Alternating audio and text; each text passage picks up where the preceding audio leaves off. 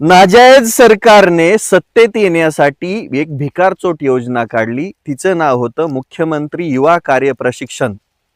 त्याच्यामध्ये हजारो लाखो लेकरांना प्रशिक्षण देऊन रोजगार देण्याचं आश्वासन या सरकारने केलं होतं. प्रशिक्षण घेतलं, 11 महिन्याचं प्रशिक्षण घेतल्यानंतर लेकरं तयार झाली, पण रोजगार मागायला लागली तेव्हा कुठे रोजगार? या सरकारकडे काहीच नाहीये, थोतांड सोडता. मग यांच्याच मागण्या घेऊन नागपूरचं अधिवेशन, हिवाळी अधिवेशन चालू आहे तेव्हापासून ही लेकरं रस्त्यावरती उतरून आंदोलन करत होते. अगदी शांततेमध्ये आंदोलन करत होते. पण ते आंदोलन दाबण्यासाठी माननीय देवेंद्र फडणवीस साहेबांच्या गृह विभागाने काठी उगारली. या लेकरांवरती लाठीचार्ज केला. या लेकरांची नेमकी काय चूक होती?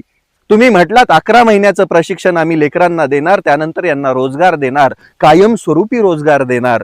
मग या योजनेमधून तुम्हाला फक्त पैसे खायचे होते का? लेकरांनी प्रशिक्षण घेतलं, मग नोकरी मागितल्यानंतर तुम्ही हात वर केले बांडगुळासारखे. त्या लेकरांनी कुठे जायचं? एमपीएससी यूपीएससी सोडून त्यांनी हे प्रशिक्षण घेतलं, त्यांनी जायचं कुठं? त्यांच्या मागण्याच रास्त होत्या, त्यांचं आंदोलन पण शांत होतं, पण ते दाबण्यासाठी तुम्ही किती प्रयत्न केले. अरे या भारतावरती बेरोजगारीचं संकट आलंय रे. 65% युवा या देशामध्ये. तो युवा आज रस्त्यावरती आहे आणि त्यांच्यावरती त्यांनी शांततेत केलेल्या आंदोलनाला तुम्ही लाट्या काट्यांनी उत्तर दिलं. याचे परिणाम गंभीर होणार आहेत.